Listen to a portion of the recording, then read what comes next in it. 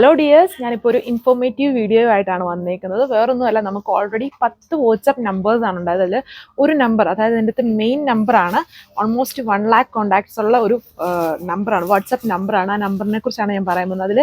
അതിലൊരു technical issue വന്നതുകൊണ്ട് തന്നെ അതിനകത്ത് റിസീവ് ചെയ്യാനോ മെസ്സേജ് സെൻഡ് ചെയ്യാനോ റിസീവ് ചെയ്യാനോ നമുക്ക് പറ്റുന്നില്ല. സോ അതിൽ കോൺടാക്ട് ചെയ്തേക്കുന്ന ആൾക്കാർ വേറെ 9 നമ്പേഴ്സ് ഉണ്ട്. ആ നമ്പേഴ്സിൽ കോൺടാക്ട് ചെയ്യും. ഒരുപാട് കസ്റ്റമേഴ്സ് കോൺടാക്ട് ചെയ്യുന്നൊരു മെയിൻ വാട്സപ്പ് നമ്പറാണ്. ഒന്ന് ജസ്റ്റ് നോട്ട് ചെയ്തോളൂ. 9074428812 എന്ന് പറയുന്ന ഒരു നമ്പറാണ്. ഒന്നും കൂടി ജസ്റ്റ് പറയാം, 9074428812 എന്ന് പറയുന്ന ഒരു നമ്പർ നമ്മുടെ മെയിൻ വാട്സപ്പ് നമ്പറാണത്. ഒരു 2-3 ഡേയ്സിനുള്ളിൽ റിപ്ലൈസ് ആവുമായിരിക്കും. അപ്പം നിങ്ങൾക്ക് ഉറപ്പായിട്ടും നിങ്ങൾക്ക് മെസ്സേജ് അയക്കുമ്പോൾ അറിയാം.